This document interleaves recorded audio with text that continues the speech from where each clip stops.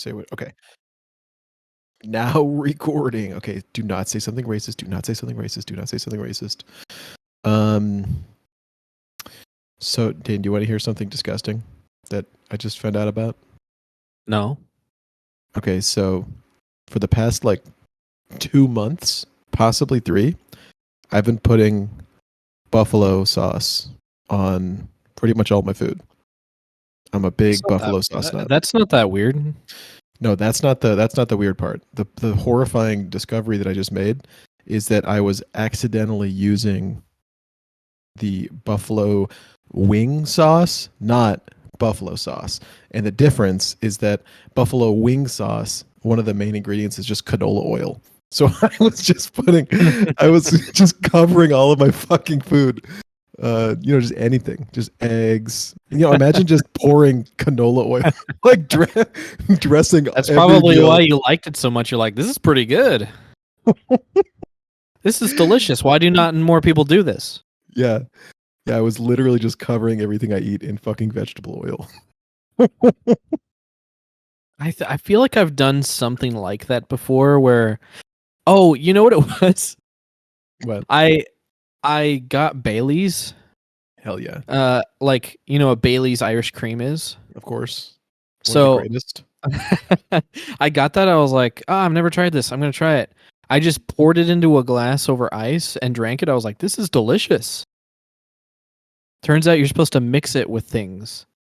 Yeah, you are, but it's not like oil. It's not like, but that's kind of like the same thing where it's just like I had no idea that it's just literally I'm drinking heavy cream with liquor in it, and I'm like, this is great. But it's obviously like 4,000 calories per teaspoon. Oh, and you're having like a glass of it? Yeah, I'm having a whole glass, and I'm like, this is good. Yeah. I could go for another one. Hell yeah! No, I've done. Why did I gain 10 pounds in a week? That's weird. That's my Bailey's is my family's go-to liquor, like on the holidays. We just no, it's great. After I learned that you're supposed to mix it with like coffee or eggnog or something, I was like, okay, that makes a lot of sense, and it's actually very good with that. But yeah, the first time I tried it, first time I got a bottle of it, I drank the whole bottle by itself over the course of like a few weeks, and I was like, this is awesome. Yeah, you're right. It is the same kind of thing because like imagine just pouring yourself a glass of heavy cream.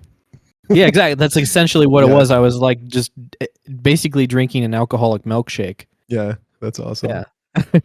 It's delicious though. I would say my favorite cocktail is actually Irish coffee because I just love coffee so much. I'm like totally probably I'm drinking coffee right now because I was getting literally a little sleepy. Me too. I always, dude, I always keep that thing on me during a podcast. I'm always constantly always sipping.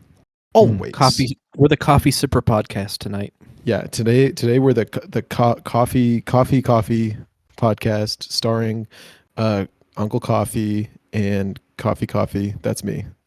Wow, good bit, August. Great bit, August theme song.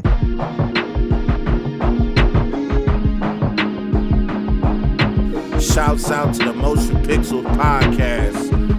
Yeah, I do know Lil B. I think I know the bass guy as well. Shout out Matthew Meyer and Andrew Rollins. Shout out to Uncle Danny. He's also a member of this podcast. Let's get it. Shout out everybody playing baseball. You hit your head with your hand. Stupid. Dude, I literally during my angsty. Wait, can you hear the fan in my room? Can you hear that behind my voice? Not at all. No, okay, Discord has really good noise suppression. Nice. Thank you, Craig. I hope you heard all those slurps. I just slurped down some hot or some cold coffee. I just heard the end of it where you went, delicious. Yeah, that was a good impression. That was actually a good impression of me. Oh my God, dude. Sometimes my impressions are pretty good. Like I have kind of a good ear for impressions. And my wife sometimes gets pretty mad at me because she has a very distinctive voice. Like she has a very distinctive voice, very like heavy Colombian accent. Super like impressionable is what you're saying. Exactly. Super impressionable. So sometimes I'm like a little too good at making impressions. Like the other day we were having like, like a small argument, and sometimes to like get out of to careen out of an argument, I'll do an impression of her to like That's the worst way to careen out of an argument. That's how you get yourself deeper. Well, that's exactly what happened in this case. That is exactly what happened. She Yeah, started. yeah. I don't want to fight with you, babe. So I'm just gonna make fun of you to your face. Well, she usually digs it and laughs when I do the impression, because I do like an over the top version of it, like more of a caricature of it. And then, but this time, her laughter just eggs me on, and I was, it's like one of those movies where like everyone's laughing at the kid, and he's like wiling out. So you're saying you took it too far? I took it too far. I took it because she was laughing. I was like, okay, I can go even farther into this. And then I leaned in, and I leaned in, and now I can't get up. Well, now I can. But for she put you on your ass, is what you're saying? Yeah, she put me on my freaking. I was in the freaking doghouse for about 15 minutes there. Oh man, sleeping on the couch. We've been there, brother. We've all been there, brother. Yeah, we've all been there, brother. I'm sleeping on that pull-out couch, and let's just say I don't pull out usually. Man, I hate my wife. We should pivot to just being like a man podcast. A wife hater podcast. Okay, hello, listeners. This is now a podcast. You can turn our podcast on. Most podcasts people listen to like when they're out on a walk, when they're driving specifically. Ours, fuck all of that. Forget all of that. Our podcast you can only listen to in your man cave. Okay. We're a man cave podcast. Or put it on a boombox and walk down the busy street with it. Yeah. Yeah. While catcalling women. As loud as possible. Yeah. Yeah. Blast it. Blow out your speakers, because I'm not editing this audio. Like, we're probably already like peaking our mics. And on top of that, I want you to pump it up, blow out all of your speakers while catcalling women to our podcast. And that's the kind of podcast that we have. All right, now that you're out on the street blasting this, turn this up. Turn this part up. Yeah, turn this Attention, everybody. I've got about $1,000 in cash on me right now, and I'm very weak. I haven't been working out. Oh, shit, dude. I'm about to head down this alleyway. Hey, listener, you're toast. You got trolled, man. That's what you get for putting anything on a boombox and making everyone in the street listen to it, you fucking asshole. You fucking idiot. You listen to us? This isn't a man cave podcast. This is what's the opposite? Maybe a woman pad? Well, man cave, woman house. This is a woman house. I will say, living in the center of a big bustling big city where I go down to the street level and I immediately put in my headphones to block it all out. The worst thing ever is hearing my music get mixed with someone else's music randomly whenever someone walks by me. I'm like, what the fuck was that? Turns out they have a big speaker in their backpack and they're just like, you guys are listening to my music now, son of a bitch. Why don't you shut up? Dude, people would do that on the L in Chicago. People would just bring a Bluetooth speaker onto the L and be listening to like, I don't know, some drill rap or some shit on the train. Well, that's why they call it the L. Yeah, true, dude. It's certainly not the dub. It's definitely not called the W. I would like to have a moment of silence on the podcast. Our God Empress of Chicago, Lori Lightfoot, has lost her re-election campaign. She was our favorite Batman villain. We treasured her, and now she's gone. I don't know who that is. That's okay. Editor, me, put a picture of Lori Lightfoot looking like a Batman villain on the screen. No. That's a good one. Right, Dane? Yeah, Chicago jokes. Love them. Chicago. Chicago. Yeah, I miss Chicago a little bit because it is a world-class city, but I also like Austin a lot. Before we get into the subjects that we decided to tackle, I kind of wanted to talk about an opinion of mine that I believe to be true and indisputable. Is this another racist opinion? Like, we started the podcast last week and you had this big racist opinion you wanted to share with everyone. No, this one is definitely not racist. Um, Good. so, and I specifically decided to come up with an opinion that wasn't racist at your request. So, Okay. just wanted to make Thank you. that clear. Thank you. Yeah, we'll have a It's just- segment after this for just racist opinions. No, but this might be a gay opinion. Oh shit. So I'm actually pivoting. I'm actually heavily pivoting. I personally believe that Baby One More Time by Britney Spears may be the greatest pop song ever created. And I No. don't think it will ever be topped. No. Yeah, that's your response. No. Yeah, that's a dumb opinion. No, it's actually, I think, factually true. If you just take a moment, listener, and you don't have to do this, August, but listener, pause this and listen to the entirety of the song Baby One More Time by Britney Spears, and just appreciate the pop songiness of it. It's like perfectly crafted to be an earworm. It actually has like a decent melody. There are instruments that are interesting that you don't really hear a whole lot in pop songs. Britney Spears has a very iconic and interesting voice that was criticized at the time, but I think is like held up very well. I don't know. If I had to like make a tier list, I think that would 100% be at the very tippy top of all pop songs that have ever been created. I know there's a lot. It's a big stage. There's a lot of contenders, but I think I've decided Baby One More Time is it. What do you think, Gus? What I think makes you immediately say no? I think that you might have like a contender in mind that you say would top it, probably, right? Yeah, I think Cher's "Do You Believe in Life After Love" is way more of a banger, and it's like way sicker than Baby One More Time.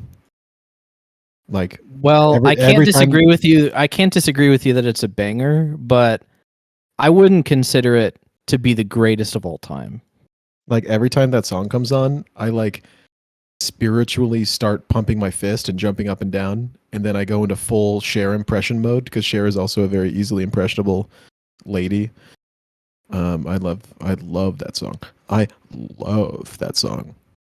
I think the most interesting thing about that song is that was like kind of the first instance in popular culture where auto-tune was used as a style, and I think that that's Oh, yeah. interesting.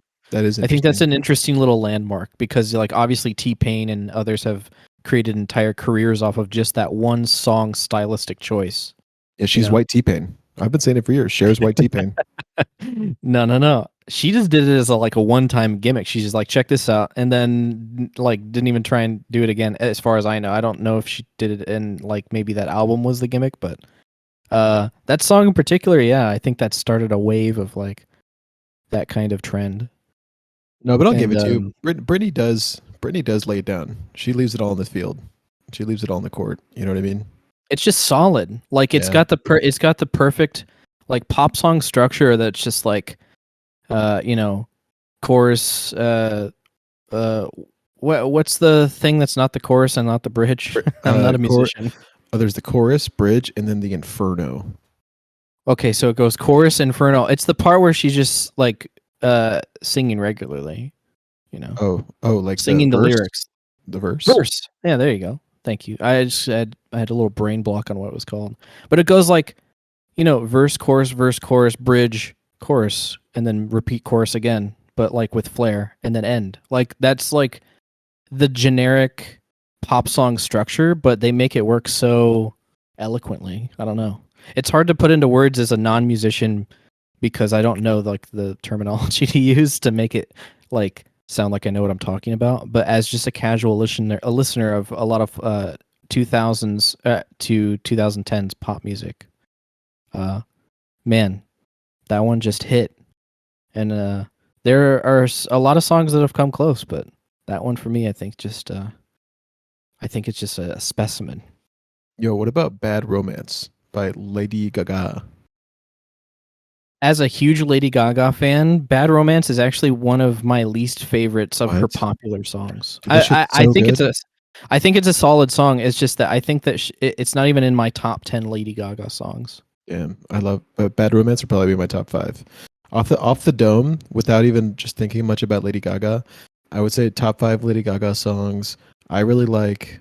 I like Alejandro is probably my first one. Mm-hmm. Alejandro, Bad Romance. Um, mm, Paparazzi. I mean, Paparazzi. I remember when that song came out. It was just like I wanted to make fun. There was this girl in my class named Michaela. Michaela, you dumb bitch. I'm sorry.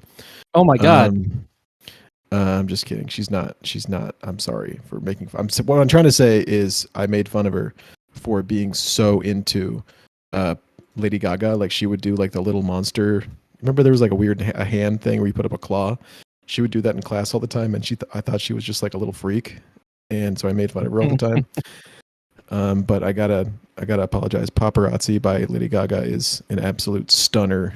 That's a solid one, yeah.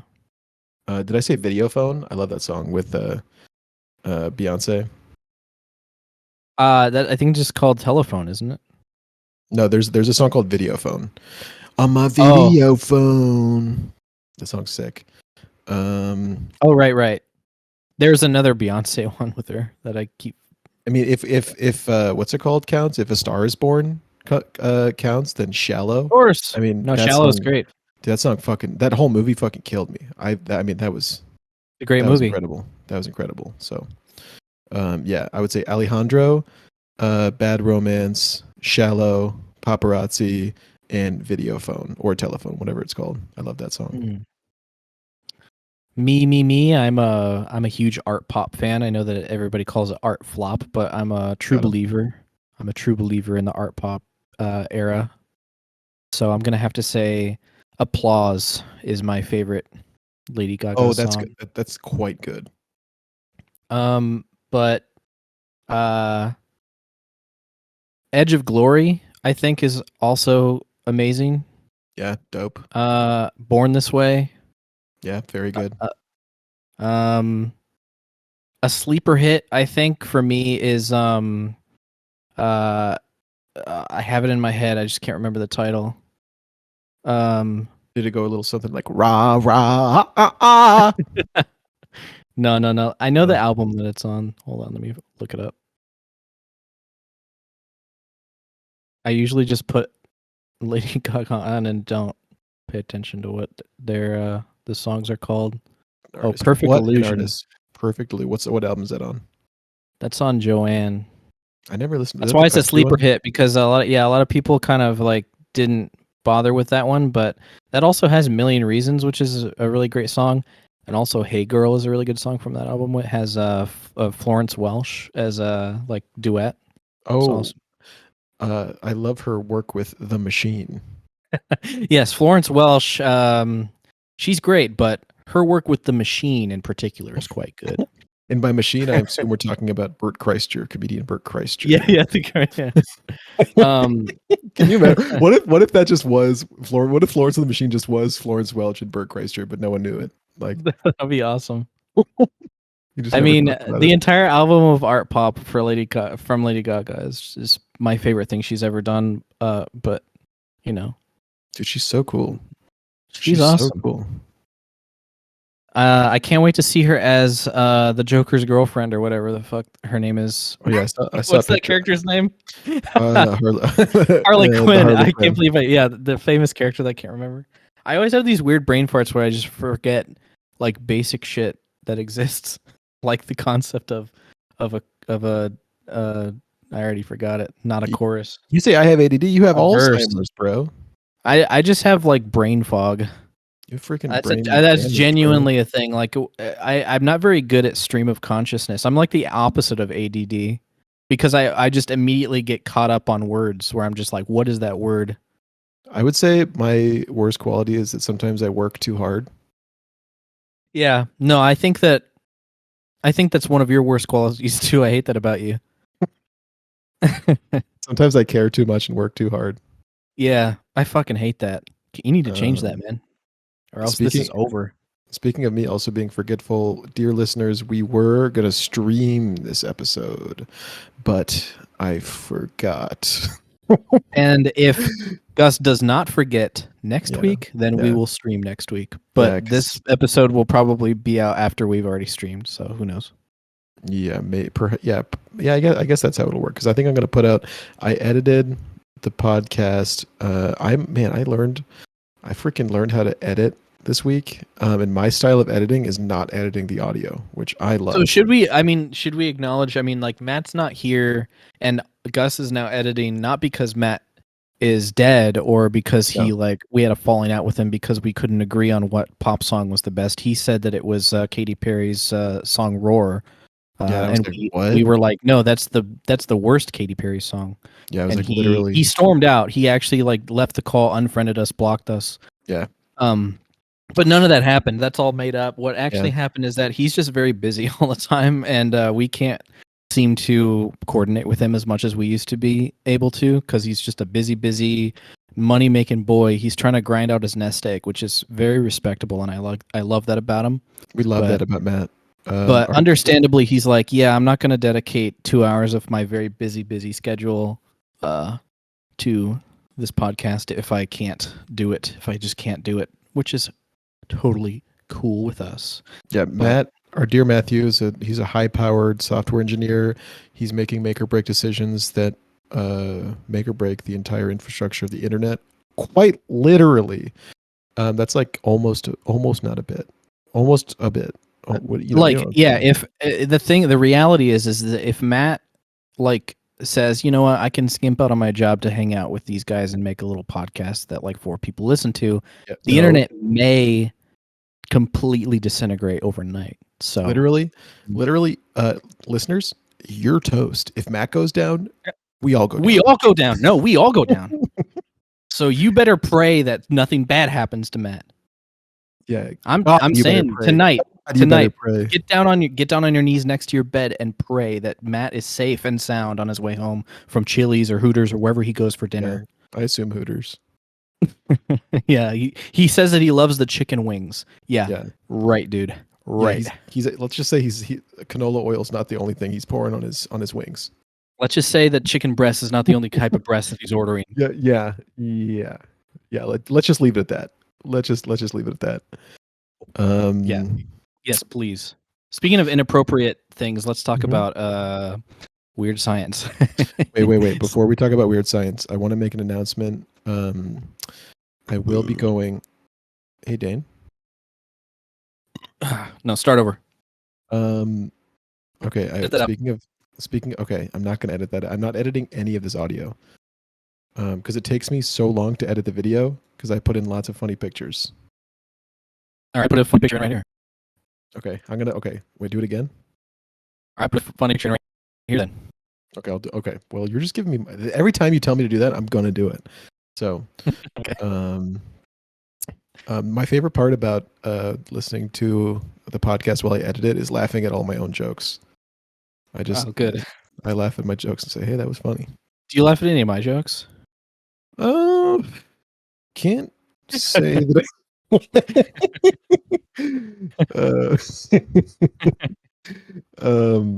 I have an announcement to make. All right. I will be going to GDC. So if you are one of our dozens of listeners and you are also at GDC, stay the hell away from me. What's GDC? The Game Developers Conference.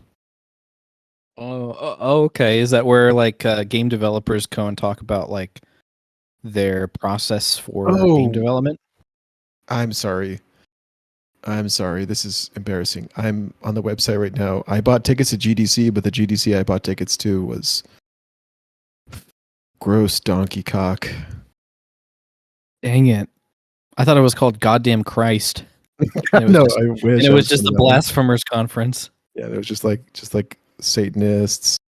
No, just people who like to take the Lord's name in vain. They don't like subscribe to any. They just like to say "goddamn" and like "damn it all to hell" and stuff. That's cool. Those guys all sound cool. Yeah, I mean, yeah. It's pretty cool. You get like a bunch of cool bumper stickers and T-shirts and stuff. You get a swag bag. So anyway, if you are at GDC, the Game Developers Conference, not Gross Donkey Cock or any other disgusting permutation of those letters, and you want to sneak me into one of the panels that was more expensive than the ticket I got, please do. That is the end of my announcement. If you don't know what Gus looks like and you want to find him, just look for like a hippie Pablo Escobar. The fuck? What? Okay, the fact that that's kind of true unsettles. But I did include a picture of me. I don't have any social media, so I don't know if there's pictures of me on the internet. I guess on my GitHub there's a picture. I think I don't know. No, I removed that. I did include a picture of me in the last podcast when I told you guys. I reminded you guys that I met CEO of Disney. What's his name? Bob Iger at Disneyland. I added the picture of me and him to the podcast, so you can cross-reference that with every person you see at GDC and triangulate me. Yeah. Triangulate his location and then send a dirty bomb to the location. Just kidding. Don't do that. Cut that out. If you do that, I'll be so pissed. If someone really does that, I'll be really cross. I'll cross my arms and frown. Yeah, I'd be like, that would ruin my day if I heard about that. My clams would be positively steamed. If I heard that my friend Gus of 15 years died to a dirty bomb at the GDC convention, I gotta tell you, I would definitely scowl at that news. I'm not trying to DBB at GDC. Die by bomb at GDC. Die by bomb. DBB. Oh man, he DBB'd. Oh, what happened to Gus? Oh yeah, he DBB'd. Oh damn, that sucks. I hate it when you DBB. Do you remember that era where the United States was in the Middle East and we DBB'd like a lot of people? I knew that's where this was going. I 100% knew that was the next thing that was going to come out. We DB'd. Hey, remember when Obama said, "Hey, are you ready to DBB?" Obama said, "I know I wasn't invited to this wedding, but you all are about to be DBB." Okay, thank you, Joe Biden. Yeah, so we have a lot to talk about this week. We're positively stiff with content.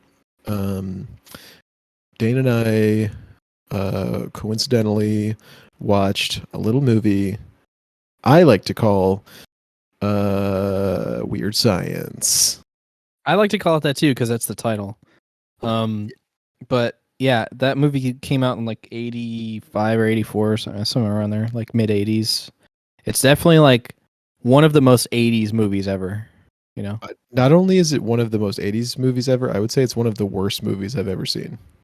Oh, that is understandable. Although I will say that for me, its horribleness is what makes it endlessly entertaining.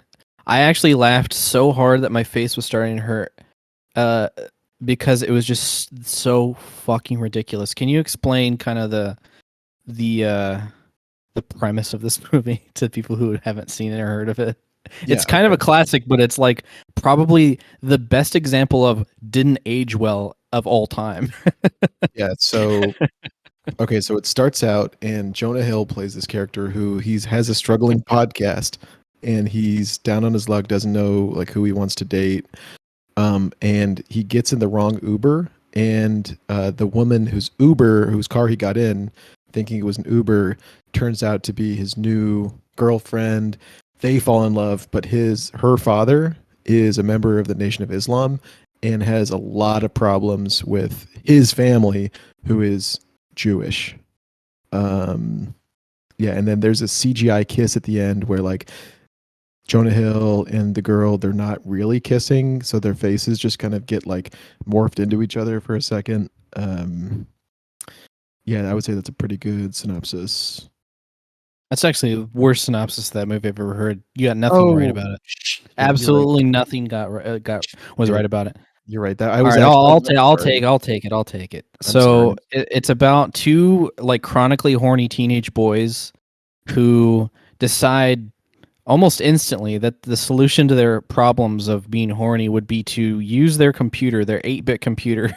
This is like the 80s. This is like the first computer ever available in the home, probably.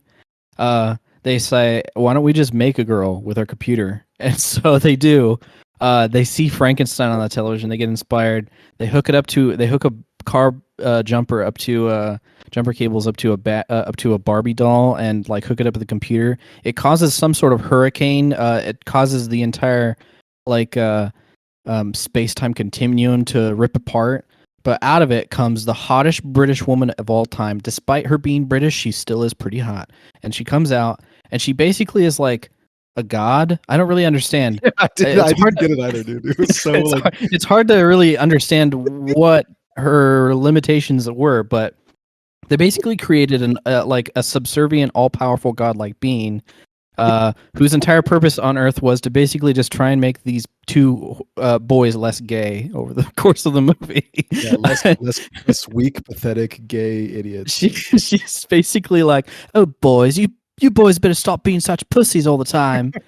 Dude, they throw around. They say faggot so many times in that movie. No, one of my favorite part. Well, it's not like a favorite in that I'm like pumping my fist saying, "Yeah, this is awesome," but it's the funniest like part on just because of how like ridiculous it is. You would never like this is like the complete opposite of how you portray a hero in today's society.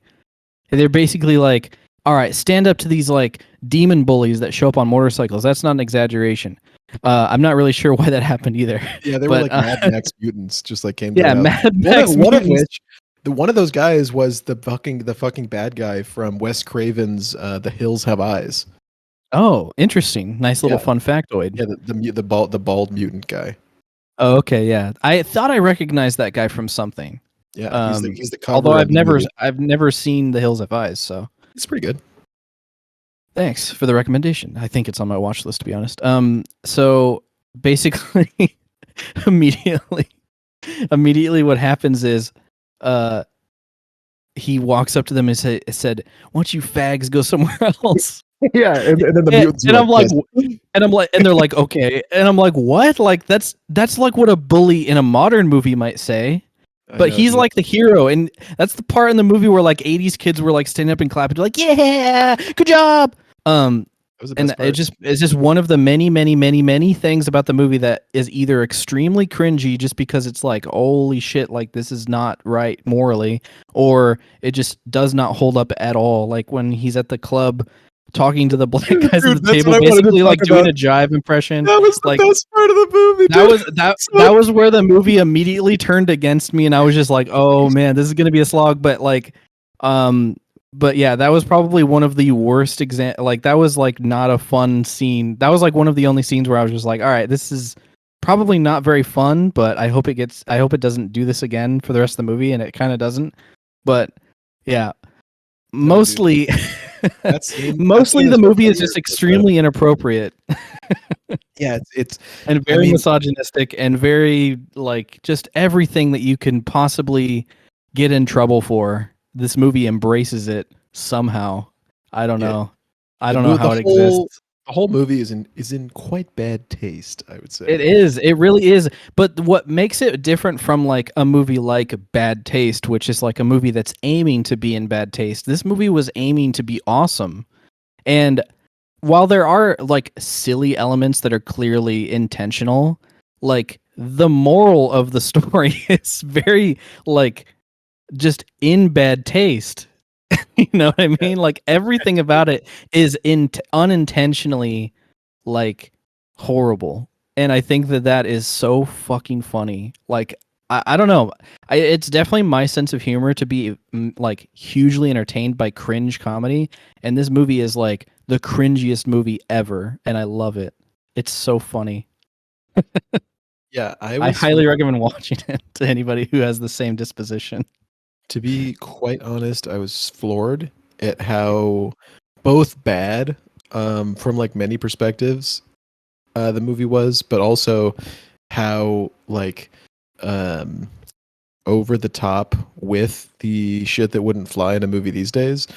But that stuff made me laugh so hard. Like there's like 10 straight minutes of the movie where Anthony Michael Hall is doing like a jive black scent. Yeah, And yeah. he's like, you dig? I was hooking up with this lady with the biggest tits, and all these like they were like a black bar, and all the guys in the black bar was like, you said she had the biggest tits.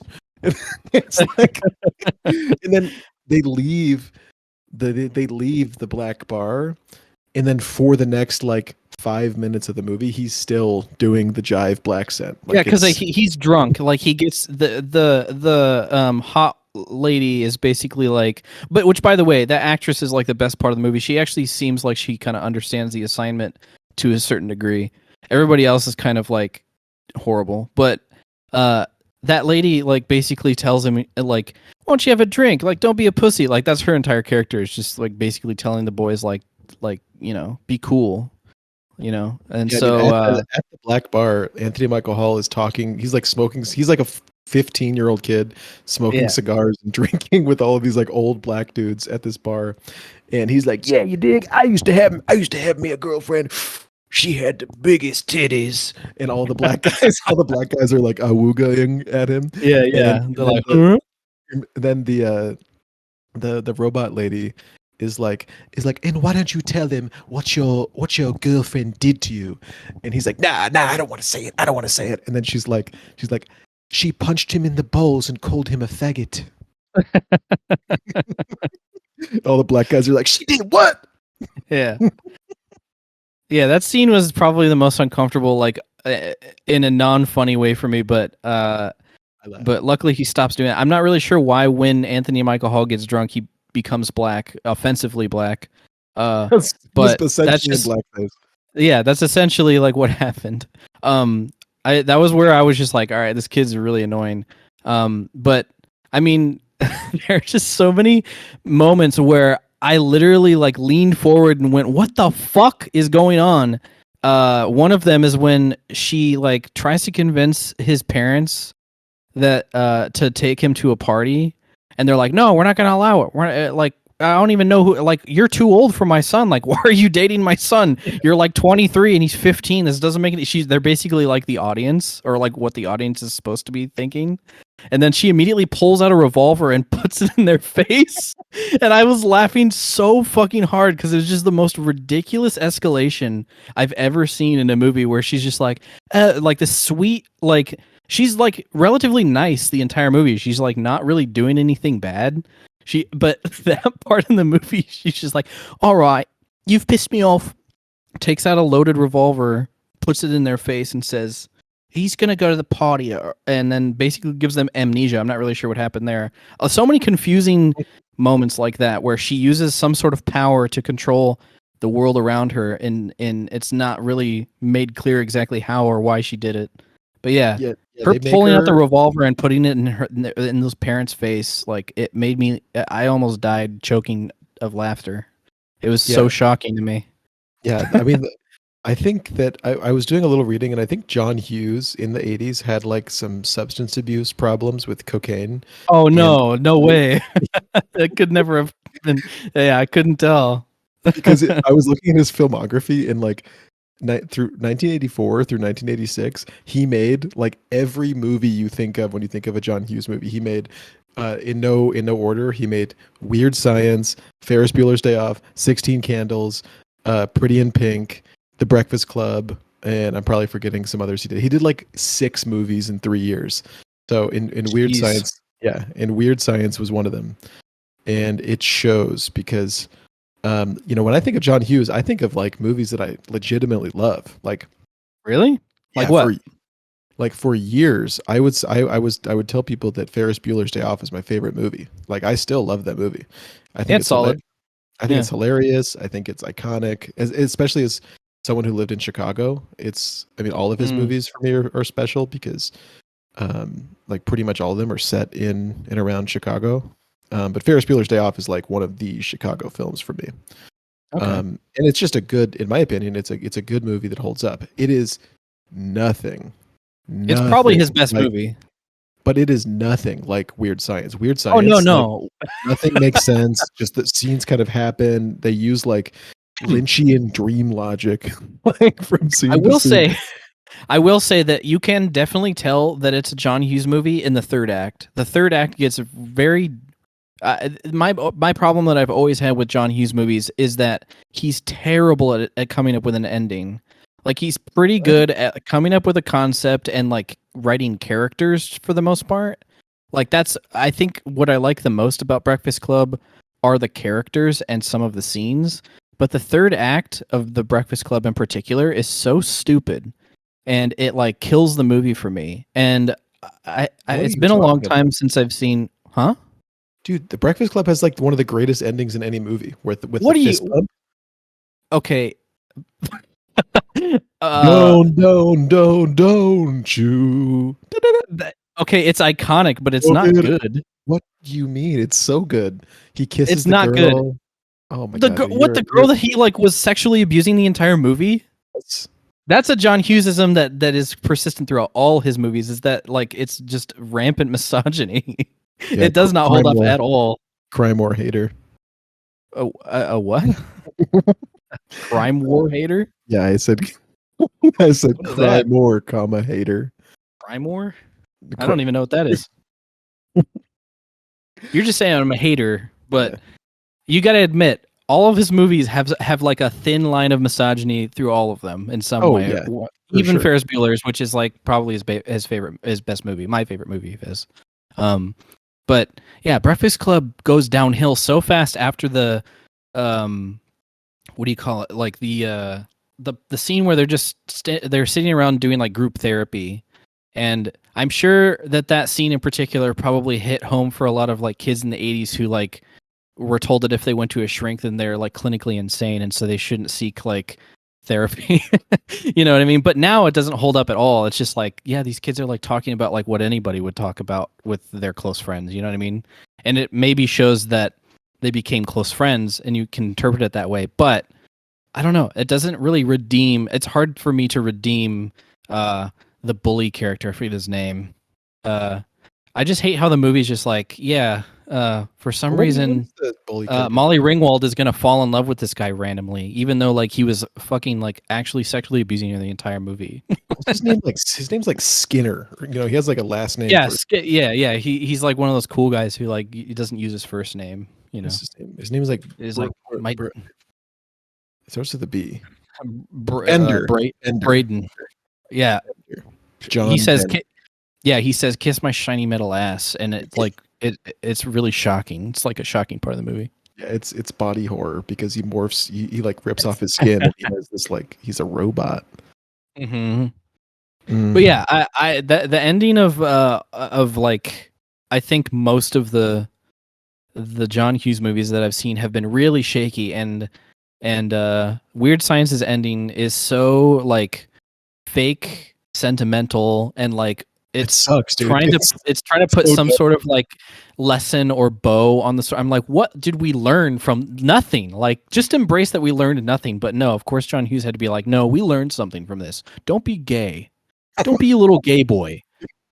Like, it's so dumb. She's like, I have to go now, kids. Why? Why do you have to go? Because you've learned your lesson that you shouldn't be a pussy little fag all the time. Yes. Good job.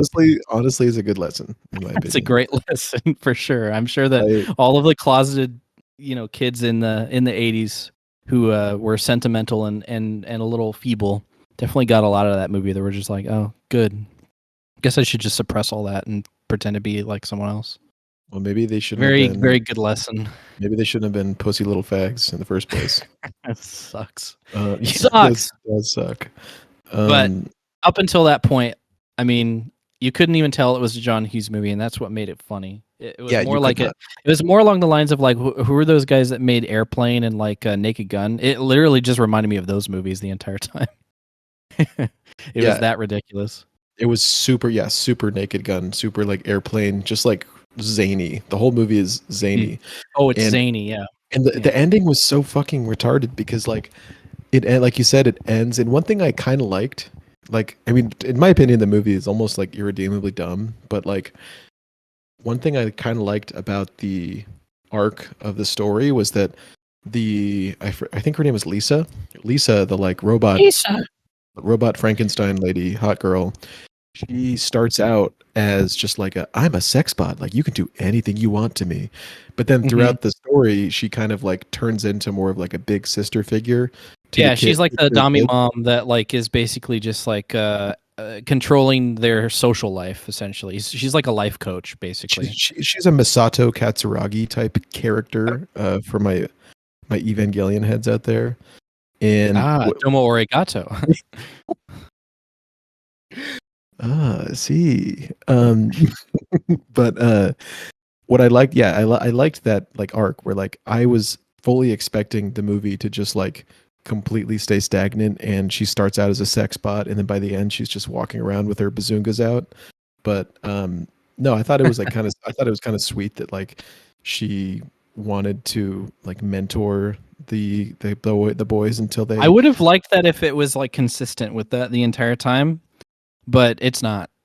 No, It it's kind of not. just like switches, Yeah, it switches all decides the that it time. wants to be that. 'Cause it's like at the same, like almost in the same breath as her being their big sister, she's also saying like, "I'll do anything for them. I'm loyal to them until the end. You should take a shower with them. It's great." Like, Well, yeah, her saying that to other people is understandable because she's just trying to like make other people think that they're cool.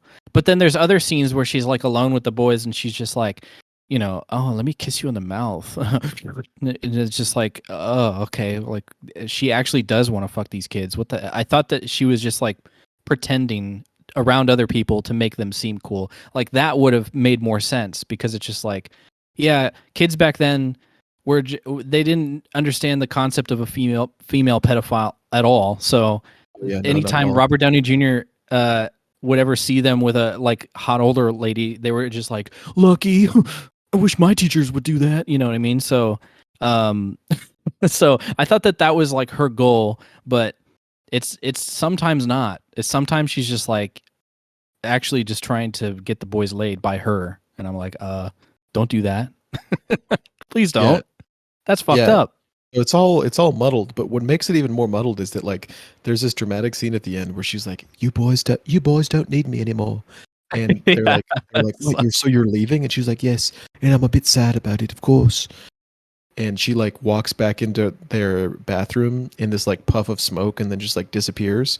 So Mhm. of course you think like, okay, she like blew herself up or something, like wherever the fuck she came from, she went back there. But then like the next scene is she's just the gym teacher at the school. Like she Yeah, it just doesn't like, make any sense. Yeah, that was the ending of the movie where it's just like, okay, she's just, I don't know, teleported somewhere else. I don't get it. yeah, I mean, I I guess I think it mean was just another. It was probably just a scene where it's just like, well, we probably should have her in like a hot outfit, more than yeah, one hot outfit, you know? yeah, my reading of that scene, my critical interpretation of that scene was that like her role was to be this like strong-handed mentor to the kids, so now she's just gonna like do that more. Sure, yeah, yeah, maybe. Also that makes no sense in the context of the movie. And my second thought was like, were they implying that like she was the gym teteacher the whole time, and like this whole movie was just like a fever Oh, dream?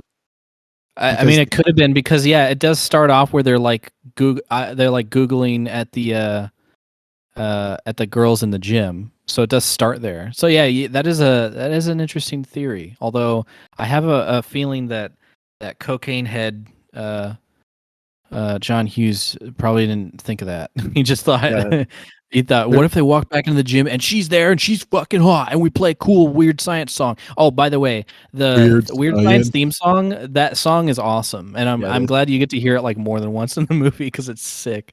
Yeah, it is. The It is soundtrack cool. to the movie is a joy. I love 80s music, especially stereotypically 80s music, and so I was like jamming out. I was like, okay, this movie's really, really problematic and really cringy, but I'm jamming out to the music and I'm having fun. Like I had fun watching the movie, even though it was a bad movie. It was like bad in every sense of the word.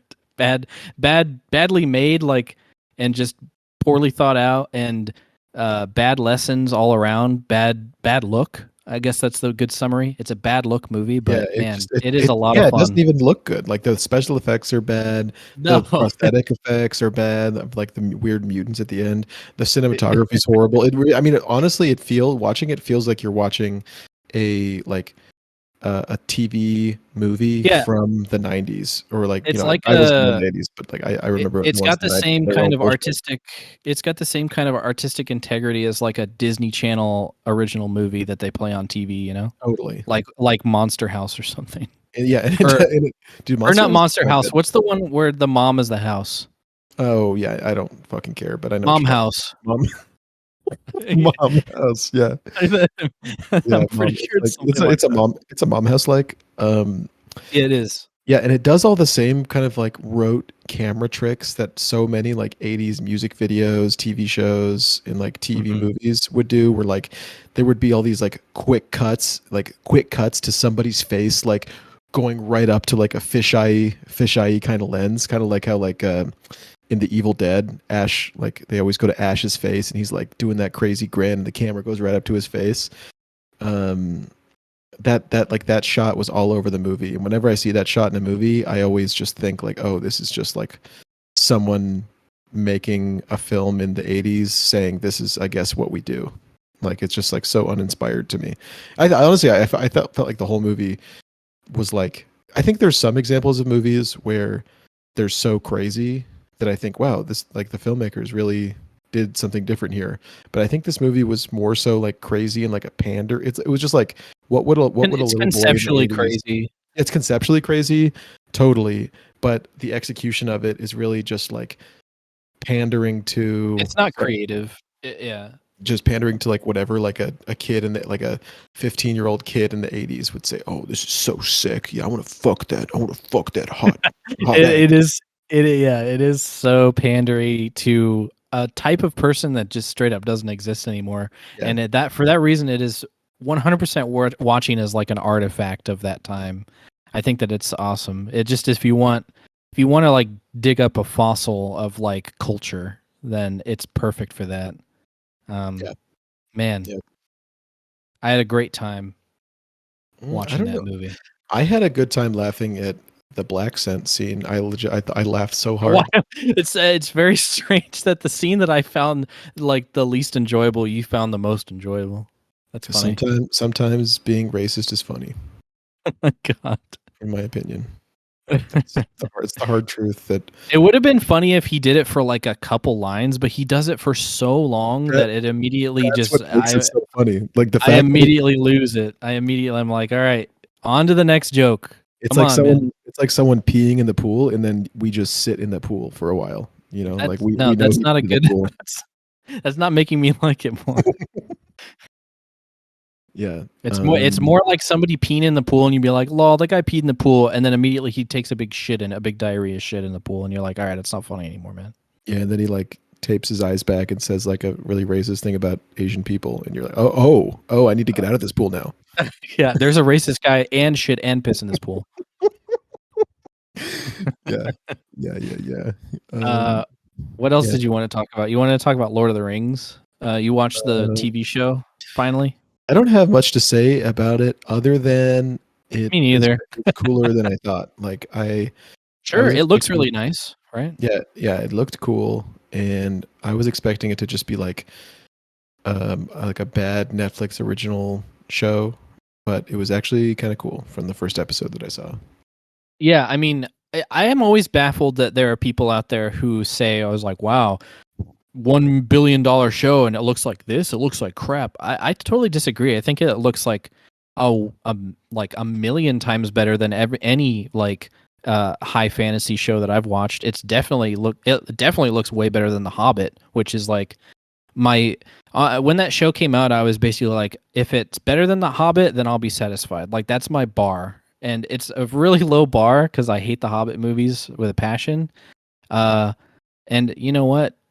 It looks better than The Hobbit. It has better writing than The Hobbit. Stuff actually makes more sense in the show than it does in The Hobbit, believe it or not. And yeah, so overall, the show is decent with a few frustrating moments and a few PogChamp moments, but overall the through line is that it's just okay. And I hope that they do more with it. You said you saw the first episode only, Yeah. so Yeah, I liked the pacing of the first episode where there was like I felt like it did a good Mhm. job of making Middle Earth seem like this very big dynamic place with lots of different races and stuff. Like I didn't feel like all of the different societies that they started to show off felt like shoehorned or rushed. I thought it just felt I felt very immersed in the world they were trying to show off. Yeah. It feels like Lord of the Rings, which I appreciate. I think you probably will like the second episode because I remember when they launched the show, they released episode 1 and 2 back to back, like as the premiere. They just released both episodes, and it's very clear to me why they did that, because the first episode is just kind of like, okay, cool, and then the second episode is actually, I think, one of the better episodes of the entire series. Oh, cool. uh, so you should watch the second episode and see what you think, because it introduces the dwarves, and the dwarves have always been my favorite race in Lord of the Rings. So maybe I'm like biased or something, but the dwarves they handled really really well. And like I said before, the bar is the Hobbit, and in the Hobbit they did so much injustice to the dwarves that it's annoying as hell, and I hate it. And in this series, the dwarves are awesome, and the best character in the entire show is a dwarf, and he's worth watching the show for, I think. But yeah, the first episode, immediately, I was always turned off by the introduction of Galadriel, because I'm not really a big fan of like characters who are just like really flawlessly good at fighting. I've Yeah, never dude, really liked. I was I've watching never that really first liked that about episode. anything. In that first episode, like she's like with all of these elves, and they go to this like old like castle in the middle of like some frozen wastes, and all of the elves she's with just get absolutely wrecked by this troll, and they're just like getting killed one by one, getting It's so stomped, dumb. and then she runs into the room and does the craziest ninja shit you've ever seen, and just like completely 1v1 solo tanks this giant troll and kills it herself. Yeah, and I don't really have a problem with her being good at fighting, because she is an elf. But all of the other elves in comparison were basically like useless, and that doesn't make any sense to me. Elves are good fighters, and especially the elves that she would have with her on that journey would be good fighters. So instantly, the opening scene of the show, I was just like, oh no, like this is gonna suck if she's just gonna be like a. I mean, I hate to use the term Mary Sue because it's been overdone to death, and like when discussing like Rey from Star Wars, but man, she came off as a Mary Sue instantly, and I was just like, oh fuck, this sucks. But her arc, even though I do think it was fumbled, is based around her being flawed, which I appreciate. So while that scene did kind of a horrible job of introducing her as a character, I don't think that she as a character is as bad as the internet makes her out to be. I think that she was at least interesting to me where they were going to take it. I just think that they kind of did it wrong. I mean, it's easier to explain this kind of thing if you've seen the whole series, but just know that the first episode's like introduction to the character of Galadriel is kind of strange to me. I don't understand why they did it that way. Yeah, I think that if you in 2020, whatever we are, if you are releasing a girl boss show in a nerd genre, you're climbing an uphill battle. You're fighting an uphill battle against the hordes of all those dudes who hated Of The Last of Us Part misogynistic 2. men. Yeah. Yeah, and that is a problem. But I mean, I think that the people who have complaints about that and aren't coming from a place of misogyny, I'd like to think that I'm one of those people, is that it's just not interesting. Like, I would probably have the same problem with it if it was a male character. Like, it's kind of like my same issue that I have with like any of the Star Wars movies. You know what I mean? Like, there's hardly ever any danger for like the main characters because they're just so cool, you know? Yeah. But Yeah. that's just how you make entertaining pop culture, and that's understandable, but I mean, it's just not interesting to me. Yeah, I think I'd rather than watch the rest of the Lord of the Rings, I think I'm just gonna watch some cool like capybara compilation videos. I've been watching a bunch of those this week. So they said that they're going to be putting Return of the King in theaters for a bit on the Really? 15th of, I think it's around like the 13th or 14th of April. Cinemark and Regal are going to be showing Return of the King in theaters as like a 20th anniversary thing. Damn. So maybe you should watch the first two Lord of the Rings at home and then go see it in theaters. Oh, they're not Go going to see the third show. one in theaters. They're not going to show The Hobbit Part 1, The Hobbit Part 2, The Hobbit Part 3, The Fellowship of the Ring, and The Two Towers beforehand. No. I think they're just showing the Return of the King by itself. Oh, damn. Well, But that's cool. But I'll it's go going to see be that. the extended edition, and they're going to have like an introduction by Elijah Wood and stuff. Will like they all have this cool stuff. Will they have pee breaks during the extended edition? I'm sure that there's going to be an intermission because even in the theatrical version, there was an intermission. I remember when I was an RA, a resident assistant in when I attended Loyola University of Chicago, of Afghanistan. We had like a little budget to do programs with our residents, like little activities for them to do.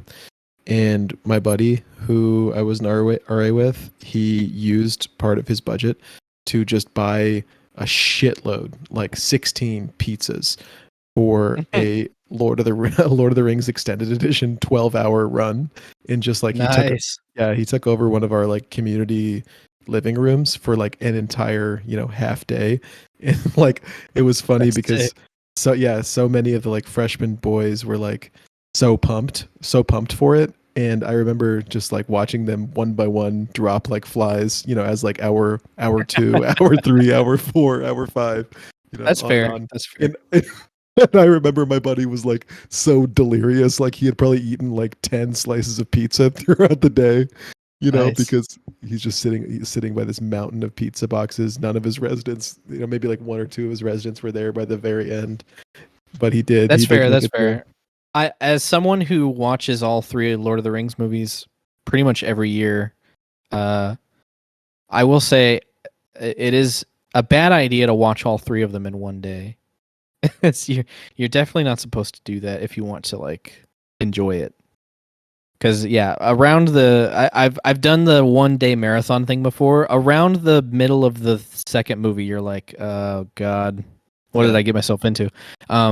So if you watch the extended editions, definitely just watch one movie per day over the course of 3 days. That's the appropriate like way to do it. I think that's like manageable. That's kind of like binging a TV show at that point, Honestly, if you do it, you could do that style, or you can do my style, which is like, imagine that it's Christmas Day in 2004, and your family has ABC Family on, when they would just show all the Harry Potter movies on, like just back to back, and just keep those movies on and go about your business for the day. And then throughout the day, you will absorb about like maybe 31 or 32% of the Lord of the Rings extended edition trilogy, but a little bit of each one, and it'll be the perfect dose. Speaking of Harry Potter, I actually have been considering watching those movies again, like doing like a week-long marathon where every day I watch a new Harry Potter movie. They're good. Well, yeah, I mean, I remember liking them, but I also grew up reading the books, so they were always kind of secondary to that experience for me. Yeah, But they're I don't nice. know what I would say I like more. I was always one of those kids who, I think ever since I think you're a little older than me, so maybe it was different for you, but I remember I was like a little too young to read the books when they first started coming out, so I didn't start reading them until I would go to like the midnight releases, but I would do that starting with number 5. I remember being turned on to the series when 4 came out, when the Goblet of Fire book came out. I saw someone reading it at the community pool that my mom used to take us to, and I was like, "Oh, what is that? What is that?" Well, I started. I started reading when I remember for Christmas one year I got the first Harry Potter book, and I loved it so much. I was like, "Mom, what's more Harry Potter?" And she's like, "Oh, there's already 2 and 3 are already out, so we'll get those for you." And then when the fourth book came out, that was the midnight release one that I started with. So I was only like one book behind you as far as like starting the fandom. Oh, okay. So I think you and I have a more similar experience than you think we do. You're only like 2 years younger than me. Dude, I'm 14. Yeah, I'm 16. Okay, cool. Yeah, dude, that was such a cool thing that my parents would do that I'm sure was such a fucking slog for them. Like I remember going to Barnes and Noble in Greensboro, North Carolina, to pick up our copy of what was the Order of the Phoenix, number 5. And it was like a midnight release, and I remember all the boxes at like just like piles and piles of boxes that said like "Do not open until midnight" on whatever the fuck date in like whatever the fuck year that came they out. actually gave me one of those boxes. I actually for me the too. longest time I had one of those boxes. I would like push it in. Nice. Yeah, me too. I probably I think literally I think all of my Harry Potter books at my mom's house are still in that box. That's just where I put all of them. Nice. And I remember just like hanging out in like the kids section of Barnes and Noble, and the whole store was a buzz with like kids my age. So it was like basically like going to like a field trip, but like with kids from all the schools in Greensboro. And we would all just like huddle around and be like, "Oh yeah, actually you seem like more of a Hufflepuff, and I know I'm a Ravenclaw." Like, I'm Slytherin. Like, just like no, 100%. Like that was like the astrology for our generation. Totally.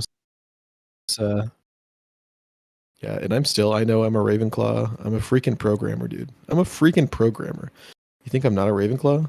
I'm obviously I am from the intellectual magical house. I've always been a Slytherin. Yeah, typical. I'm evil. Yeah, you're one of the most evil. Honestly, I would say this is one of the most evil podcasts. Definitely up there with like Joe Rogan and stuff. Yeah, definitely up there with Joe Rogan. I mean, well, Dane is like way more anti-vax than Rogan. I'll never get a vaccination. No, dude. I don't even like using the vaccinator in TF2. That's how anti-vax I am. Dane literally has the mumps. He won't even get the vaccine for the mumps. I've got the mumps, the measles, the weasels, and the woozles. Dude, he has the freaking heffalumps and woozles. I've got damn polio. I've got the bubonic plague. I've got son.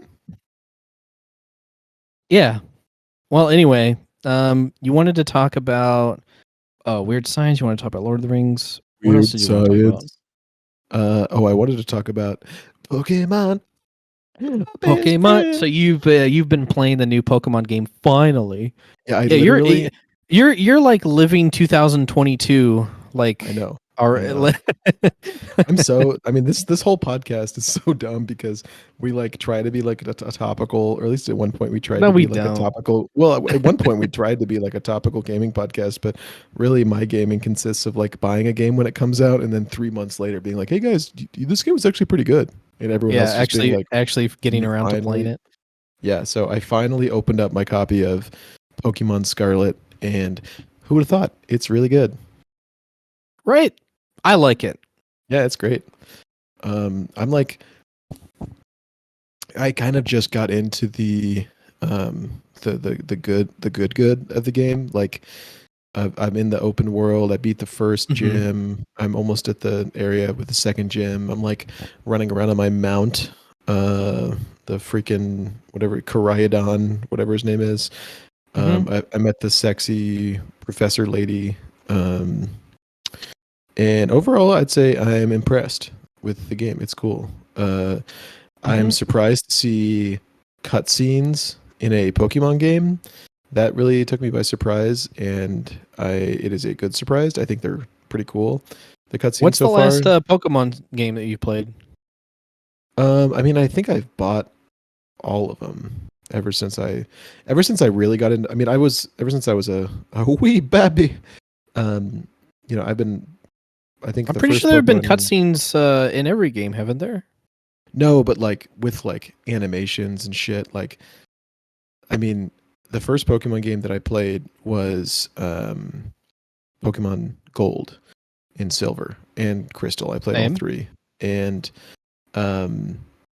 this is the first Pokemon game that I remember where there's like fully animated cinematic cutscenes. I mean, well, yeah, there definitely weren't any of that in Gold, but like I think they started doing that in the 3DS generation, I like don't in Sun and remember. Moon. Okay, yeah, Sun and Moon. I did not. I bought. That's a game I bought, but I never really played. Uh, but Okay, interesting. I did play the shit out of Black and White, and I don't remember there being like full cutscenes in that game. I mean, there's always been just like the little animations where like the sprites will just kind of bob around the screen and like bump into stuff. But I mean, No, in Pokemon the in the Scarlet. later part of the 3DS generation, they started having 3D cutscenes like that. I want to say it was either X and Y or Sun and Moon that started doing that, Yeah, and then yeah, I from played that that. point on, they I played started having Y. that. Y was good. Wait, why? Why? I don't know. Who? Anyway, Pokemon X is on first.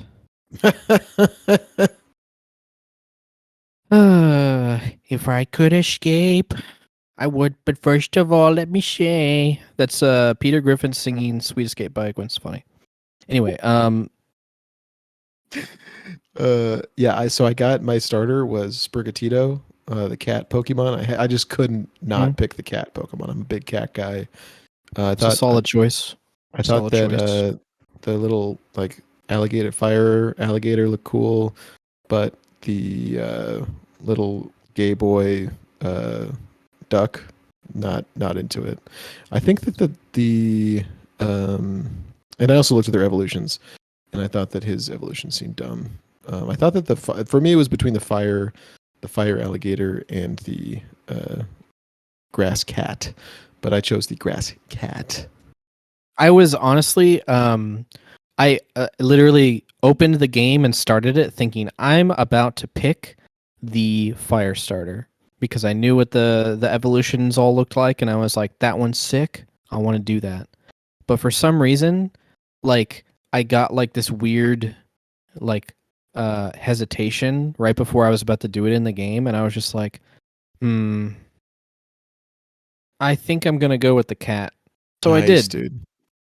And It's a I don't cool ass regret cat. it. I don't regret it necessarily, but um, I do kind of think that I probably would have liked the fire one also. Yeah, the Honestly, fire one's awesome. it's like it's such a close tie. I've never really had like such a close tie between what I wanted to pick as a starter in any Pokemon game. To be honest, it's almost always like as soon as they get announced, I'm like easy that one. But this one, it was really tough. Although I will say that the duck was definitely like, I'm not picking the duck, Yeah, which is dude. unfortunate because I usually like the water starter, but this one was just a kind of an L. I'm Sorry, gonna be duck lovers. honest. I thought the duck was cool when I saw just like the starter duck. But then I Yeah. saw his evolutions, and like his second evolution kind of looks like a reskin of the mom from Dexter's Laboratory, and the the final evolution looks like a a gay Spanish guy with like a Brazilian butt lift. Like he looks so dumb, in my opinion. No, Um, he looks like Inteleon, which is also another uh, water starter that I don't like very much. But the fire, I forgive me, I don't remember the fire starter's name, but I mean, what a cute little guy! What a cute little guy! And then his evolutions are Yeah. awesome. He's got the little Hmm. like fire sombrero guy for the second evolution, and then, or the first evolution, and the second one, it's like a pinata on fire crocodile. It just looks aw- It just looks really cool. Yeah. And then of course my beloved, I think I have Flora Gatito right now. It's like Hmm. this like kind of like ninja, kind of like Naruto running cat ninja, and then the final evolution is just like kind of looks like do you ever read that webcomic Bandette? No. It was good. It was, I think it was a French webcomic about this like a cat burglar with like kind of like a cat burglar superhero in France with lots of style, but It might have been based off of that. I mean, that's kind uh, of the concept, right? yeah, it's literally like a cat burglar. She has like, yeah, I mean, it kind of Yeah. looks like Bandit. I'll put a picture of Bandit up on the screen, but yeah, she has like a cool little like, kind of looks like a maybe the 1960 whatever Batman Catwoman, but green, kind of Yeah. in that same vein. I think she's It's just supposed to cool. be a magician of some kind, though. That's cool. That's cool. I just Because really like it. yeah, I think her signature move is like it's called flower trick, and it's just like when you see the animation, it's just like intended to be a magic trick. Meowscarada. And she just kind of looks like she's a stage performer of some kind. So I kind Yeah. of and the whole thing with her name is like masquerade, you know. Yes, she's Kind wearing of like a just reminds masquerade me mask. of like it's like a show you'd go see in like Las Vegas or something. Totally. Yeah, kind of a showgirl, kind of like big like she's wearing basically like a cape. I mean, I think it's a cool design. It is I a mean, cool design. It is a cool design. they rarely I bit think that I wasn't really a huge fan of the typing. I think that was like kind of my only regret is that like Ghost Fire is so sick. It's Yeah, kind of Ghost like Fire's sick. you hardly ever can find a good fire type or like a good ghost type, and so that's probably the only thing where I was just like, I would have been able maybe to have a more well-rounded team if I would have picked the other one, but it's all right. It's okay, baby. What It's is all right. Masquerada? Is she a grass fairy? She's grass dark. Oh, Grass grass dark. dark, badass, like swamp thing. Yeah. So she has like a considerable amount of like annoying weaknesses, and I think that there are a lot of really good dark and grass types that you can just normally catch on the way. So if you wanted Yeah, to but cover for that you can. I don't know, but I always it's keep all my right. starter in my party. I always do that on my first playthrough, but almost a lot of the time on my second or third playthroughs, I'll just like box the starter immediately. Dude, Just because it's like, oh, I already played through the entire game with this Pokemon. I don't want to do it again. I'm looking at the first evolution. I'll put this up on the screen. I'm looking at the first evolution of the duck. Dude, he looks so dumb. Like it looks like an unfinished Pokemon design. It looks It's very underwhelming. I wouldn't say it looks dumb. It's just like not as cool as the other two. it's Like just to me it looks like a guy wearing like gloves that he's gonna go like clean the dishes with. like I could see myself picking the duck if the other two starters were that one I think it's called that one Smugleaf. I call it Smugleaf because that's what everybody called it when it was leaked. You know what I'm talking about, Pokemon fans. Smugleaf sucks. And then if it would have been like what's a dumb fire starter that nobody likes? Torchic. Smugleaf, what's it called? I know the green starter from that one game. From right? like Black and White or something. Yeah. Um Dude, I I like like Torchic. like if you would have put the water duck up against significantly worse Pokemon, then I would have picked the duck 100%. Like I don't have a problem with it. It's just that the other two were way better, way better. You know? I mean Torchic literally just looks like a chicken, but the evolutions are so funny to me. It's like a luchador, like Blaziken is like it's like a Japanese professional wrestler. Blaziken freaks me out, chicken. man. It's I weird. really don't like the look of Blaziken at all. He looks like I he's in think like he an just looks- 80s hairband. It just looks dumb. I don't know. He looks like a Digimon. I don't Yeah, he like does. it. He does look like a Digimon. Dude, but Yeah. Sceptile. What a cool guy, Sceptile. Yeah. Sceptile's kind of mid. What? Who's your Yeah, I don't favorite? know. Who's your favorite starter?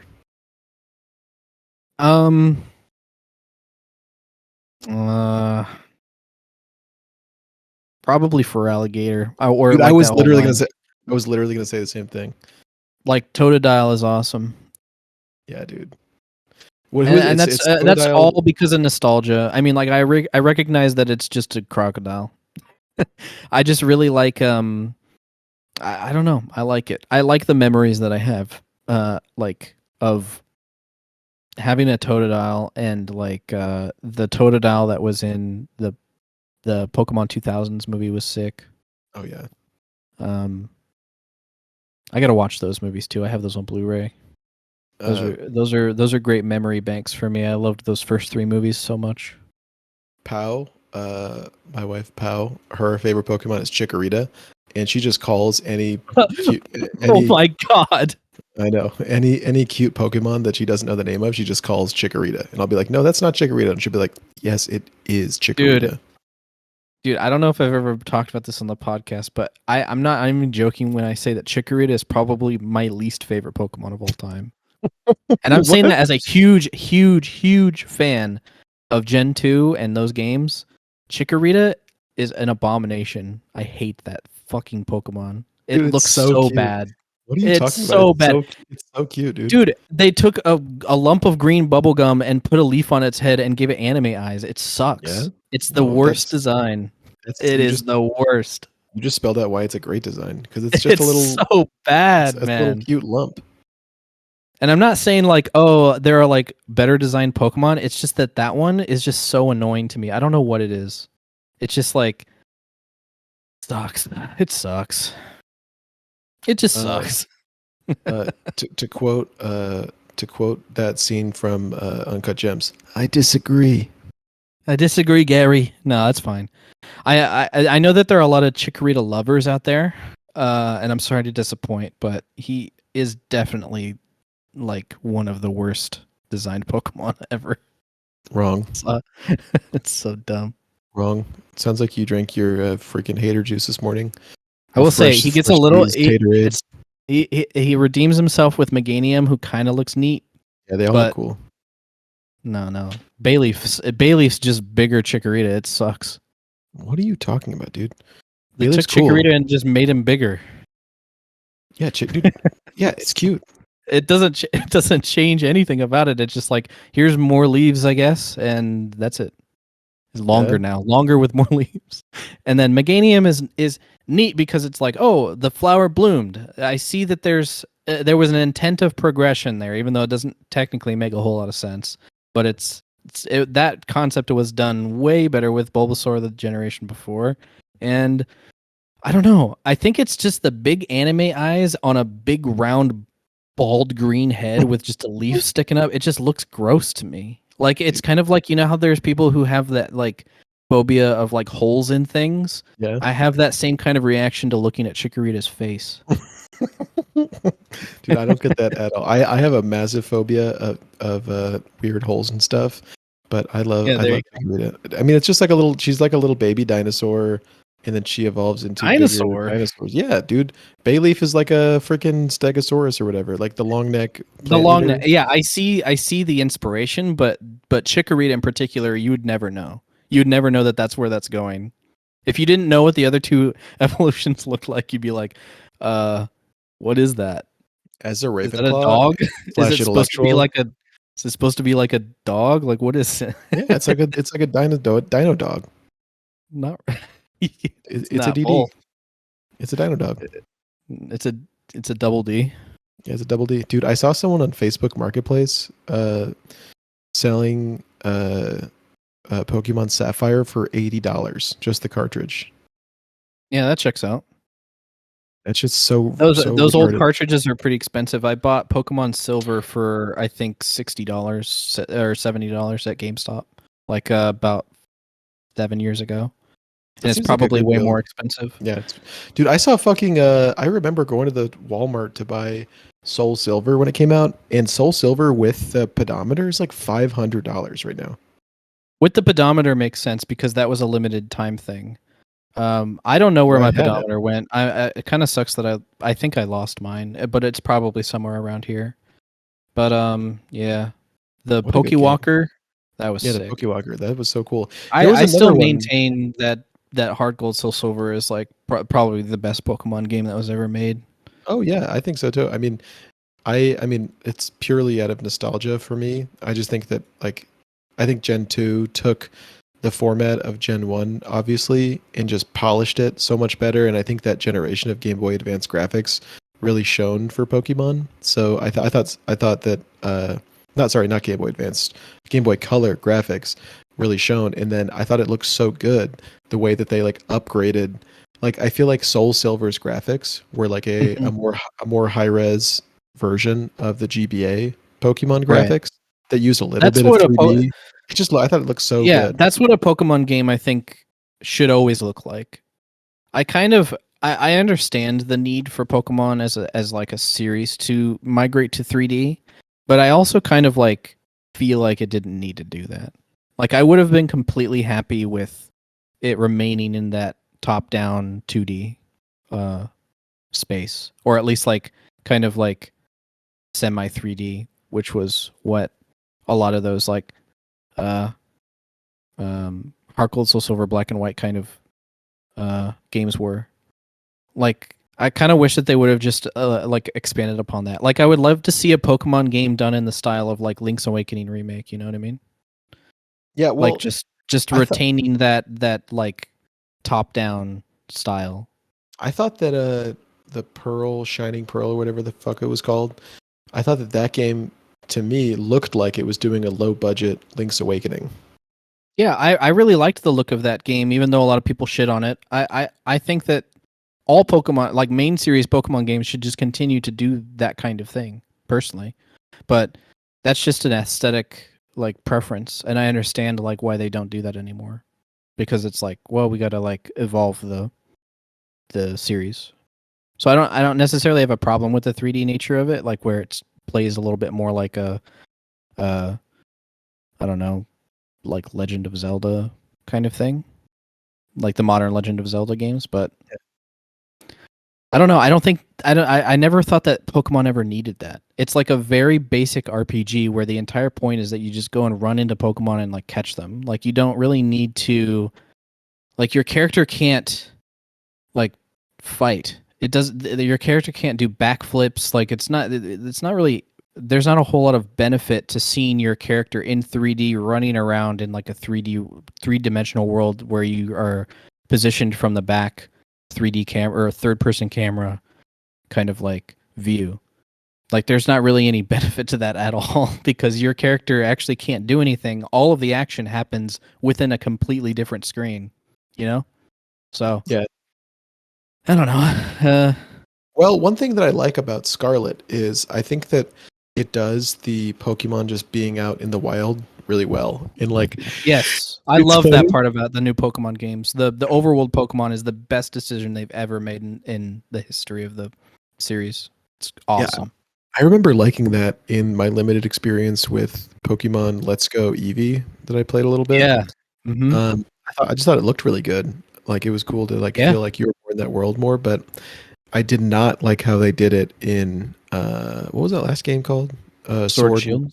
Yeah, I did not like how they did in Sword and Shield. I just did not like those open areas at all in that game. I felt like it seemed so slapped together and like just like there would just be Pokemon just like walking in circles around in the field, and it just didn't make any sense. Like it didn't make me feel like I was Sure, in yeah, that yeah. world. It just felt like, okay, this is an open area. It's not a realistic one at all. But in Scarlet, like you're hanging out in the world, like you're running around, and you'll just come across like a little pond that's full of Psyducks just like bathing. Mhm. It feels like you're actually like, oh, you're like actually coming across some behavior. It's not super advanced. Like they don't have like, like, I mean, I'm not that far into it, but I don't think that they're gonna be having like Pokemon like monkey Pokemon like swinging from trees and shit and like really like interacting with the environment. But it's cute that they're placed in a thoughtful way.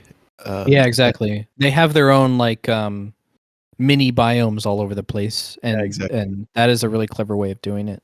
Instead of just like this route has this Pokemon on it, and it doesn't really make a whole lot of sense, but that's just what is the case because of that's the balancing that we decided with. And yeah, Scarlet and Violet, like they decided to throw the entire concept of linear routes out the window, and with it came the balancing of what Pokemon went where, and instead they were just like, let's just put Pokemon where it would make the most sense for them to be, and it just makes the world feel a little bit more realistic in terms of like, oh, this is like actually like the world of Pokemon. This isn't a Pokemon game. This is like a representation of like what it would be like if Pokemon existed. And it's a great approach, and I really hope that they keep doing it that way. Yeah, man. You'd think that would be the obvious thing, that they would keep doing it that way because it's so good, but the Pokemon company has a really terrible history of ditching good ideas almost immediately. I don't know why they do that. I mean, Sucks. that's almost their like calling card is like Yeah. so many, like every game just has like a gimmick that is kind of cool and then is never heard from again. Yeah.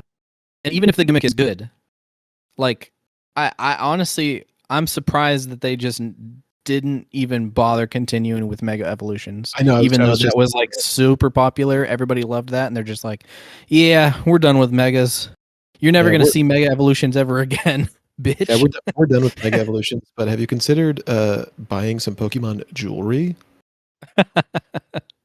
Yeah. Like, I like the terrestrializing thing, but it does feel just kind of like out of left field. Like what? Like Pokemon are just like diamonds and jewelry. It is now? very Like, strange. Visually it is very strange, I will admit that. But the actual concept is genius, and I think it's probably the most well thought out gimmick that they've had before in terms of balance, because the problem with Mega Evolutions was that it really limited the meta of like battling to be like, okay, well, everybody's going to have at least one of these Pokemon on their team, and they're going to build their entire team around that one Mega Evolution. So it was just very stale in that way. And Z moves were just overpowered as shit and sucked and were not interesting. Probably the worst gimmick they've ever had. And then Sword and Shield had like the Bigify one, where it just made your Pokemon big for 3 turns, and that was like visually funny. yeah, visually. Yeah, it was visually interesting, and I loved the stadiums. The stadiums were the best thing about that game, because it really, the atmosphere of the stadiums, it really felt like the Pokemon anime felt whenever Ash was battling like in the Pokemon League, and Yeah, like there was super. like a huge like football stadium watching him. That was really sick. They did that very well, and the big Pokemon really contributed to that feeling where it's just like, oh shit, he's bigified, what the fuck? But balancing wise, it is still a little iffy. It's kind of like Mega Evolutions, where it's just like, yeah, if you can bigify your Pokemon, then you're gonna do it. Like there's no way to really go around it. And then I think they've really fine tuned it with terrestrialization, because it actually like leaves so much open as far as strategy goes. And I've been watching a ton. I like, even though I don't really play the Pokemon Scarlet and Violet games very much anymore, because I've already caught all the Pokemon, and that was kind of my end game. And I'm just kind of like waiting around for Pokemon Home to open up so that I can transfer it over. It actually might already be out. I have to check. But and I'm also kind of waiting for the DLC. I'm not playing the games anymore, but I still on YouTube go and watch like YouTubers who post like daily Wi-Fi battles of them testing out like popular teams that are making their rounds on Twitter and stuff. And I gotta say, like, this is definitely one of the more interesting post-game experiences that Pokemon has ever had, because the battling is so interesting with the terrestrialization mechanic, because it's like you can build your entire team around like a Pikachu that can turn into a ground type or whatever, you know. It's great. Very cool Pokemon. Yeah, it feels it's a funny it's a funny mix of something that feels super gimmicky. Like I would say terrestrialization visually feels maybe the most gimmicky in terms of like I could never see terrestrialization making it into a sequel, like a non-Scarlet Violet like a non-Scarlet and Violet like expansion sequel, because it's so specific to this like flamboyant Spanish like aesthetic of the Sure, game. Like, yeah. just like vamos in there, you know, like jewelry just kind of makes sense in this world to like everything to be shiny and beautiful, but mechanically it seems maybe the most I mean, I'm not super familiar with Z moves or maybe some of the other ones, but compared to Mega Evolutions, which to me just seemed like make shit bigger, more powerful. The fact that different designs. The different designs were very cool. No, And they were. But occasionally I'm they would talking change types and stuff. It was it was interesting. I just think mechanically terrestrialization is really clean. Like the fact that It is. there's rarities too. Ties in really beautifully to Pokemon's whole ethos of catching shit, finding rare shit. So you can find rare shit that's actually impactful in battle in a really really big way, because you can just have I actually don't know if there's limitations, so I don't know if you can find I guess you can find just totally you can find like a fire type with a water type terrestrialization. Is that true? Okay. Yeah. No, that is that. Question. Can you? Oh yeah. You can. It's like an extra level of rarity. No, I know that, but can you find any any terrestrialization type of any Pokemon? Or is there Pretty much. I usually what will happen is, it will default to one of its types. If it has two types, it will be a 50% chance of its Terra type being one of those types. So if for instance, what's a Pokemon? Name a Pokemon. Raichu. No, you just did Pikachu. Meowth. So if you find a Meowth, then it's definitely going to have a Terra type of normal because it's a normal Pokemon. And that's just a one that's running around in the wild. But there's also designated spots all over the map where you can find a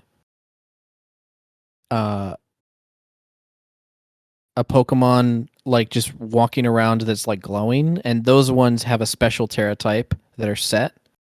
So you can find a grass type, a grass Terra type, Flareon somewhere. I don't know if that's true, but somewhere you could probably find something like that, and it's always going to be there. But there's those little dungeons that you can go and battle Terra type Pokemon or whatever. You know what I'm talking about? Those. Yeah. I don't know if you've gotten to that part in the I have game where there's those dungeons. Yeah, the Terra type raids. Yeah, the raids. That's where you can find Pokemon of any Terra type, and it's just completely random. So you kind of have to hunt for your preferred Terra type of your preferred Pokemon, and it is kind of like a little bit of RNG where you check all of the dungeons that are of a certain type. Say you're looking for you want to have a Raichu, or you want to have a Raichu that can turn into a ground type. Then you'd look at all of the little icons on the map that say ground type, Terra type, and then you'd go and look through all those, and if there's a Raichu or a Pikachu in there, then you can catch that, and then now you have a Pikachu that can turn ground type. So there is a way to kind of hunt for your perfect little battle rarity, and it does add that little element of extra little hunting and rarity and stuff to the game. It's very cool. I like it. Yeah, that's cool. That's cool that there's no. It doesn't sound like there's any limitations on what Terra type you can find of what Pokemon. Yeah, it's cool, and I like collecting, obviously. So I like to collect, the rare Terra types of Pokemon with Terra types that I know will be sought after. Wait, do you take part in the market? I did when I played. I did take part in the trading economy. I was a frequenter of the Scarlet Violet Discord, hanging out in the trade chat. Oh, really? I love that shit. Yeah, it was a lot of fun. I do that with a lot of those kinds of games. I did that with Fallout 76. I did that with what other game? New World, I think. Yeah. I mean, Lord knows that I love that kind of stuff, because the game I think I have the most hours in of any game. Because I love games, but I don't really ever get super into any game. But I think the game that I have the most recorded hours in is TF2 with 600 hours, and most of those hours is trading. Yeah, I was all the fuck over. I actually started. This is a bit of lore. I don't know if people know, but I started the unusual hat trading subreddit that I think is still at least moderately in operation. Yeah, pretty fun little factoid. Yeah. I don't know. I personally have never used that subreddit because I don't trade very much, but it might still be used. Who knows?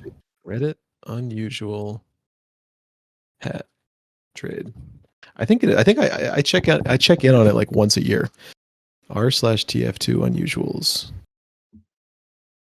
Well, the hottest post is from 4 months ago, so it is still technically in use. I think I don't know. Maybe that's not the specific one, but yeah, I used to love trading. I really, really did. Yeah. Have we done it? What? Recorded a podcast. Well, we wouldn't know until there's a theme song.